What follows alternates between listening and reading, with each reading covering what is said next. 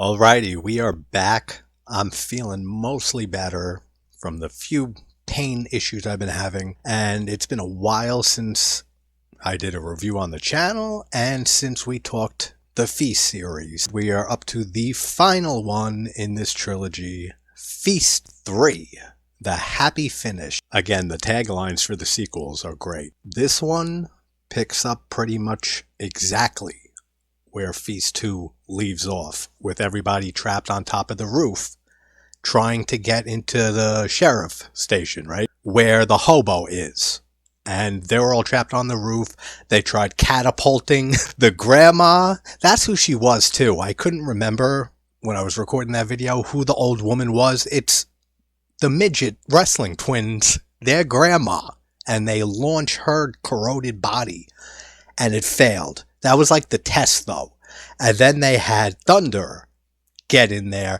He gets launched and mauled, ripped apart, and then we're up to where we are now. Pretty sure this was directed and written either at the same time or immediately after the second one, which makes more sense. So same director, same writers, pretty much all of the same cast and crew. But let's dive into this installment and give ourselves our own happy finish. Alright, I wasn't going to mention this until it played out a little bit more and I saw more of them.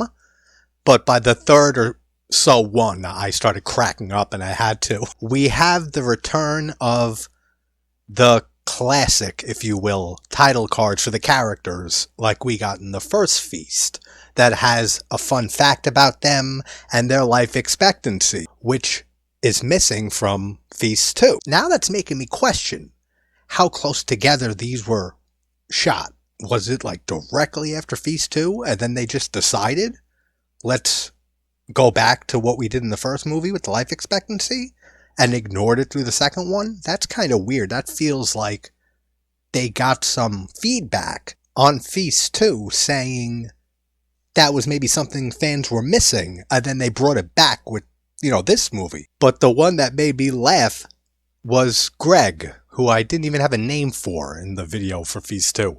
The husband of Secrets. That's her name. His regret. It says regrets killing a baby. And I started dying thinking of the scene that I totally forgot about until I saw it happening last time with Feast 2, with the baby flying through the air and then not sure if he was going to die and he ended up smashing into the ground. And his life expectancies can go at any minute, which we know he does die. Or he doesn't die, he gets a pipe through the head. And he ends up living for like a decent amount of this movie from what I remember. This is definitely the worst out of the three movies. And I don't mean it's bad. I just remember that there's a lot less going on and more just like hiding and talking than the previous two movies. Maybe I'm just misremembering, but I remember that this one's not as memorable. And that's a lot of memories on top of each other right there. Funny as hell, as soon as I hit play again, after just saying what I just said, he gets the part of the pipe right through his head. So they show his life expectancy could die at any moment or could go at any moment.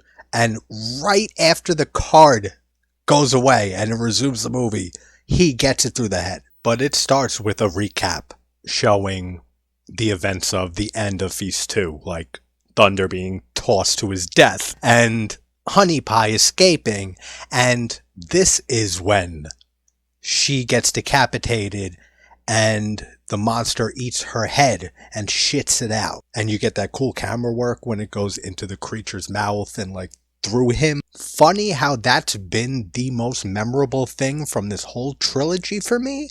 I don't know what that says about me or the trilogy itself. A monster decapitating a woman, eating her head and shitting it out of its ass is the defining moment for this trilogy for some reason. But it is very well done. The effect is great. Plus, it's not something you see often, so you got to give it some style points. You have Lightning, the midget brother of the recently deceased and torn apart, doing the whole garbage can sneakaroo. When he has the garbage can on top of him and he's, low to the ground, walking slowly and trying to work his way towards the sheriff station, That's just objectively funny. Okay, so that's how the whole thing with Honey Pie starts.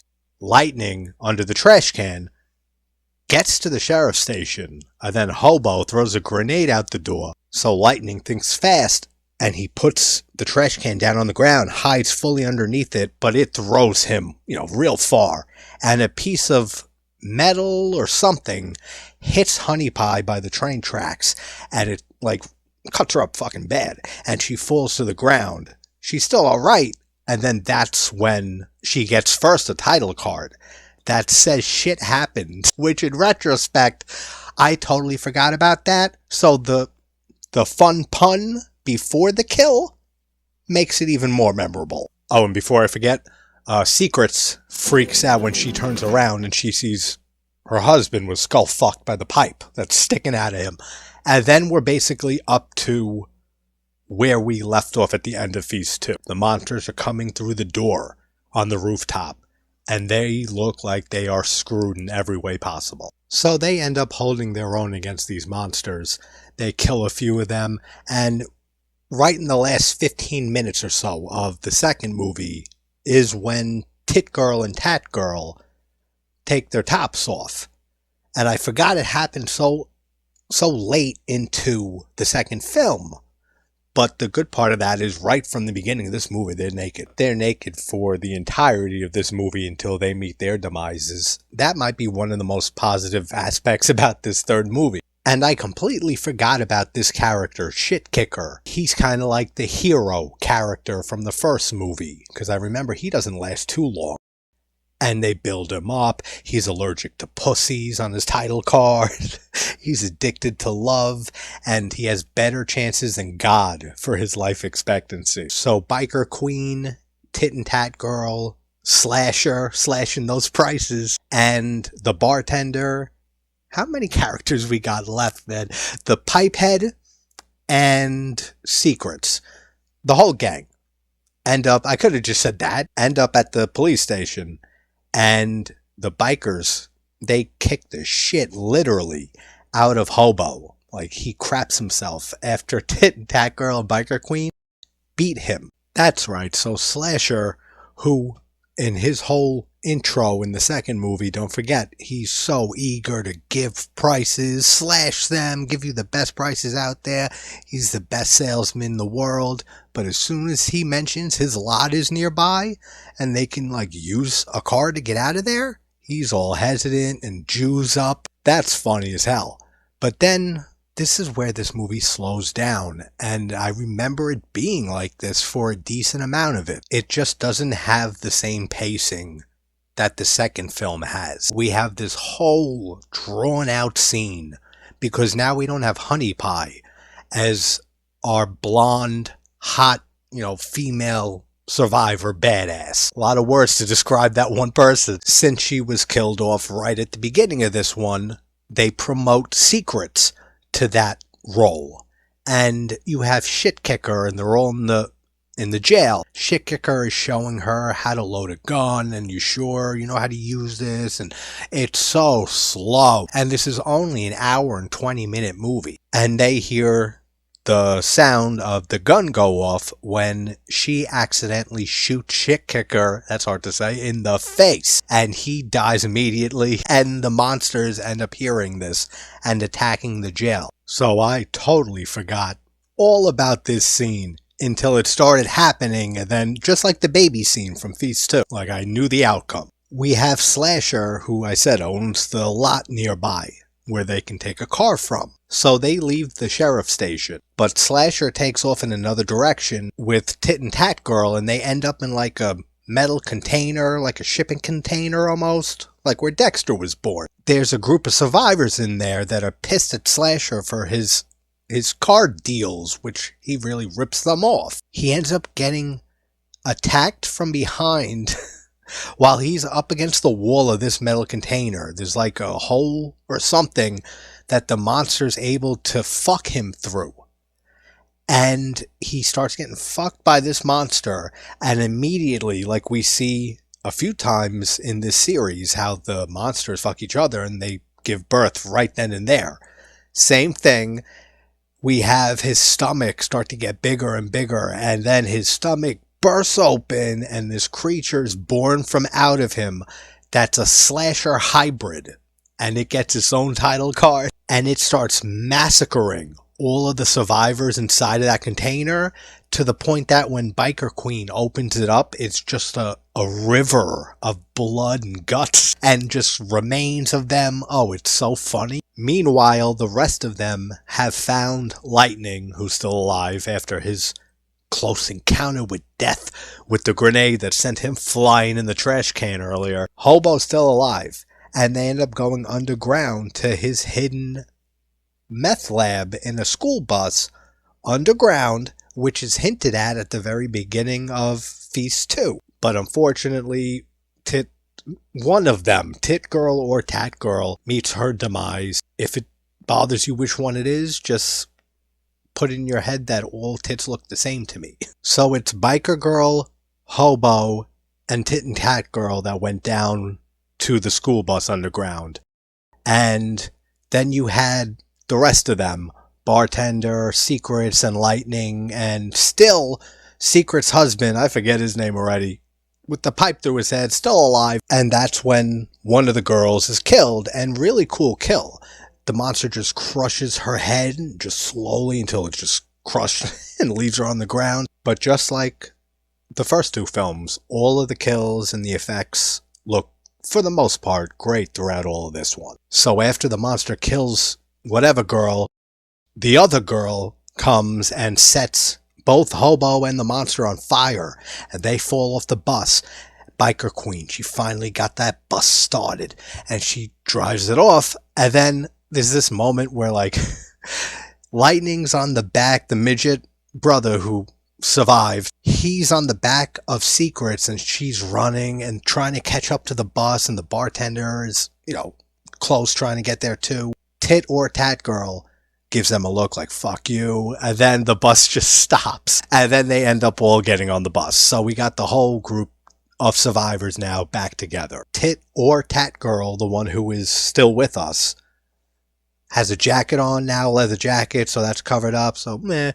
But I hope it's Tat Girl, because if it's Tit Girl, she's not living up to her name. Then we have this other character, forgot all about him, Short Bus Gus, who's dressed like Obi-Wan on Tatooine in the original Star Wars. He shows up and rescues them after we get a really cool shot of the monsters like flocking to the school bus and starts attacking it and trying to get in. But the shot of all the monsters like coming out and onto the street before they start attacking the bus, that's a really cool shot. But then Obi-Wan shows up, and he has some force power that he's able to cause some sound or something that the monsters scatter. Then he says, follow me into the storm drain. They end up following him down there. That's right. There's an interesting new addition that they throw into this third movie, even though we did sort of see something like it with the mums guy in the original getting barfed on. Same with the grandma in the second film. But they kind of expand on that a bit. We have Bartender, Obi-Wan Kenobi, Tit or Tat Girl, and Biker Queen crawling down the sewage drain and in the sewers, and they're trying to make their way to the big town or the big city. And there's feral survivors down there that were spit on by the creatures, and it actually mentions the effects when one of them, Puker Girl, she gets a little title card. She ends up attacking along with a few other survivors down there that I guess also got puked on, starts stabbing Tat Girl to death. So now we got neither Tit nor Tat. But the title card for Puker Girl says, origin covered in monster vomit and thrown into the sewers by concerned citizens. Then it says, side effects of being barfed on, dementia, murderous appetite for blood, and searing pain. But killing and blood seems to satiate that. And if they kill, then they feel alright, they feel better. It's not the greatest idea, but at least it does try to expand on something new. in this film instead of just following exactly beat for beat, which is why this movie does have the pacing issues it does. By this third movie, it really starts getting taxing a little bit with the whole formula of them being trapped in one location and the monsters find them, they kill one or two of the survivors, and then they have to find their way to sneak to another location, and they hide for a bit there, and the same thing rinse and repeat. And by this third film, it does get very slow paced with a lot of that and very predictable. There are some curveballs for sure, like that whole slasher rape scene when he gets raped by the monster, and a few other things like Puka Girl here, which is why I think it's a interesting addition. It's not the best, as I said, but it is something new to throw in here instead of just having them, getting attacked by the monsters again while they're trying to make their way to the city underground. Then they end up getting rescued by another character, Jean-Claude Segal, which of course is Jean-Claude Van Damme mixed with Steven Seagal, and he's registered as a deadly weapon, and he's this ultimate badass, even though he doesn't look like your typical hero / shit kicker from earlier. But this whole second into the early third act of this movie is where it really slows down for me. All when they're underground and in the sewers and trying to make their way to the city, that's the slowest stretch. Even though there is stuff happening, as I've been talking about, I don't know, it's an hour and 17-minute movie, and it feels long, like longer than that. So I don't know, that whole sewer sequence just drags on for me. So who do we got left alive here? We have them separated again into two groups. One, we have Lightning, Obi-Wan Kenobi, Short Bus Gus, or Prophet, as he's also known, Biker Queen, Secrets, and Pipehead. And then this shit's hilarious. We just have Bartender alone with Jean-Claude Segal, and he has his arm ripped off by one of the monsters. And then Bartender starts cauterizing a wound on his other arm where he was attacked and putting gunpowder from a bullet into the wound and said, "This is going to hurt a bit." And he says, "Where did you learn this? You a doctor?" He said, "No, Rambo 3. And he lights it and his arm fucking explodes off. So now he's missing both arms. It's so funny. Then we get a pretty cool sequence the way it's shot. They all end up reunited. And they find this underground rave where all the puke-infected survivors are, the feral people. And Biker Queen and the rest of them start beating the shit out of a lot of the infected, but she ends up getting puked on. And the way that the strobe effect is going off and the way that it's shot, that's a cool scene. And then things start to ramp up a bit for the finale here. Funny as hell too, when they find a ladder they all have to climb, they start climbing up. And Bartender is the second to last. He says to Jean-Claude Segal, "Give me your hand." And he's missing both arms. So he just turns around and starts, kicking the shit out of the infected. And then monsters show up and they rip him in half, which they show it. They don't really show it. You just see the shadow. Like you see his shadow get torn apart. I don't know why. Maybe the effect didn't work. Maybe they were running out of money. I don't know why they didn't go out and show us him getting ripped in half. They show us everything else. We've seen a head get shit out of one of their asses at the beginning of this movie. But the rest of them get up the ladder. And you find out why Obi-Wan Gus Prophet has been able to ward them off. And it's his hearing aid. The sound, it's like not working right. And the piercing sound is what's driving them away. They realize this, and it ends up not affecting the monsters. And we see this kill on screen. So again, I don't know why the off-screen kill there. He gets just crushed to death or whatever by the monsters. And that monster gets killed by Slasher Hybrid, the great son or daughter of Slasher and one of the monsters. And then he ends up finally putting Pipehead out of his misery because the guy's been going on and on about, oh, that's my baby, and he was hitting on Lightning earlier, thinking it's his wife. He's such a waste of a character. He ends up getting the pipe pulled out of his head, and then Secrets gets pissed off, and she just starts smashing the pipe into the monster's head and kills Slasher Hybrid. And I mean, like, savagely killing Slasher Hybrid here. She takes the pipe, after attacking him furiously, puts it on his head and takes a hammer and starts fucking smashing it, nailing it through his head while yelling at it. That's a cool sequence. And the movie ends with biker girl who's infected from being puked on, taking one of the monsters on the back of her bike. And cool how they reference back to that weird eye inside of the creature that made the sound, that ear-piercing sound. They end up grabbing it, and it starts making that sound. She drives off and distracts the monsters, so Lightning, Secrets, and Bartender are able to escape. And they're walking along, and it's so random, the ending to this. Bartender just says, the world's gone to shit. We're the only ones left. Everything's gone to hell. You know what we got to do? We got to do something. We got to start fucking right now. We got to repopulate. And he just rips his shirt off. And then a robot comes, a big ass robot, and just steps on and instantly kills Secrets and Lightning, leaving just Bartender alive. What is that robot? What the hell is that? That whole ending? I have no idea. Cool shot of both of their just mangled corpses on the ground. And the bartender just walks off.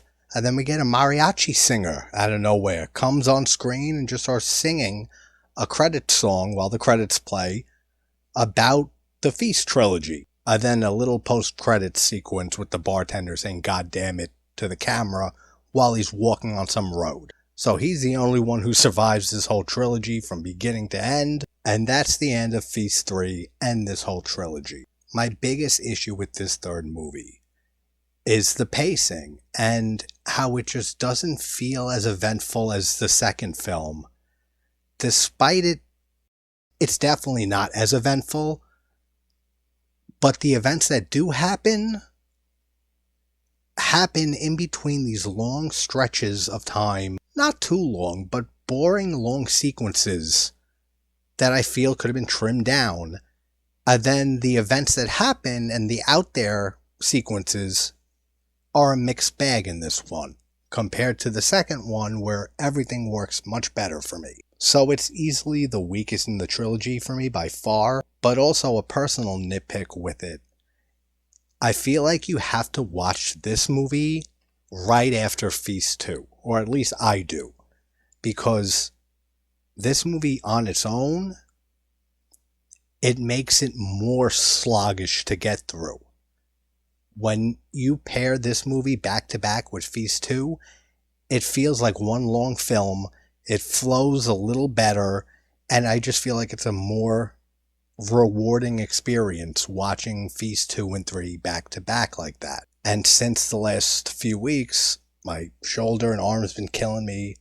My tooth's been killing me. I'm going down to Mexico this Saturday for a week. And so I'll be recording, I have like 6 movies lined up that I'll be recording the videos for in succession the next 2 days. And then edit them and release them along all of next week and this weekend while I'm traveling down there. But I should have done this movie right after Feast 2. Watched it that same night, recorded that same exact night back to back. Because as much as I do love these movies, and they're a lot of fun, I have to be in the right mood for its juvenile, in a way, sense of humor. There's a lot of comedy in these movies that's great, and then there's a lot of comedy that is very juvenile, like I said early on at the beginning of this, with the monster shitting out Honey Pie's head, and fart jokes and humor and stuff. So I really have to be in the right mood to be enthused to watch these movies, especially the sequels. And since I wasn't feeling well and couldn't record and watch this, the more time that went on, the less enthused I was to jump back into it. So I think that's an issue, that's a personal thing, but an issue that I should have watched them back to back. Because when you separate them, especially with a few weeks in between, it doesn't have the same fun, seamless experience that you get when you watch 2 and 3 back to back. You don't necessarily have to watch the original and then watch the other two after it, but 2 and 3 are like companion pieces to each other. They're meant to be watched right after each other. So this is the least best in the series for me. And we never got a Feast 4 or anything from this property ever again. I would like to see a new Feast movie with some new ideas and not so much of the same hide in one location, like I was saying earlier, for a bit until one's killed or a few are killed, then run off to another location, hide, and repeat that formula. Something new, but with the creatures and everything, maybe an update on where the world and society is years after these creatures started taking over. I'd be interested in seeing something like that. But what do you think? Would you guys want to see another Feast movie? Leave that in the comments. This series is done. And next we have Poltergeist 3, King Kong, the original from 33, right? And not a horror film, but Sidney Lumet's Dog Day Afternoon with Al Pacino.